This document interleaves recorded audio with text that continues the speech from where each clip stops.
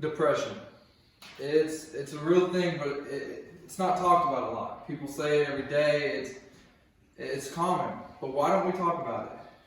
The simple answer is because it's sad.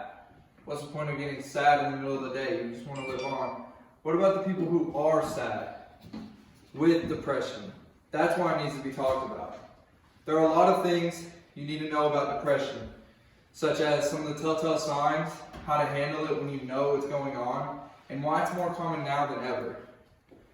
We need to start off with the telltale signs, how you know if somebody's going through it.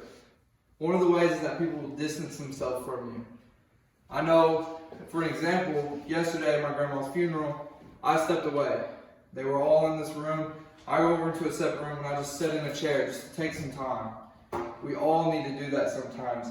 But sometimes it's worse than other people. So when you see someone start to distance themselves, try and let them know that you care. We'll go over some of the ways to help that later. Another thing to pay attention to is your happy friends. Those people who laugh a lot. A lot of the times they're going out of their way and making themselves miserable so that you can have what they don't, which is pure happiness. That's one of the things you need to look for. And lastly for that is to try and see who just starts to talk less. Some of your friends, they'll feel like they're talking too much. I do it all the time. I'm like, oh, I'm probably getting annoying. I just need to stop. So I just sit there. And then some people are like, you okay? You're not talking. I'm like, no, but I don't say that. Anyway, so what are you going to do then? What are you going to do now that you know if somebody's going through depression or struggling with it? Then you want to know what to do and how to handle it. You want to care. Not just say that you care, you want to do it. For an example, if I come up to you and like, hey, I want you to know that I care about you and I'm here for you. And then never talk to them again. Do you really care? No. You want to be there consistently. In the office, Jim keeps doing the same thing every day for Dwight. And Dwight gets to the habit where he knows it's about to happen. You want to text people that you know are struggling with depression. How are you today? How are you today? How are you today? They might get tired of it, but they know you're there. That's one of the key things for people going through that. Another thing is you want to keep it simple. If they start to vent to you, keep it between you and them. If they start showing suicidal thoughts or self-harm, you might want to tell someone else. But if they're just venting, let it be. Just keep it to yourself. No need to run your mouth.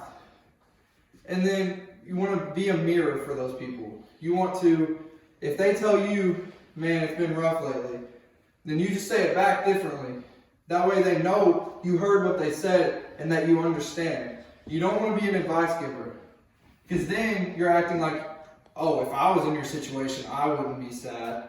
If you're telling them how to get through it, then you make them and give them advice, you just seem like you're better than them. They just want to know that you care, such as the first step there.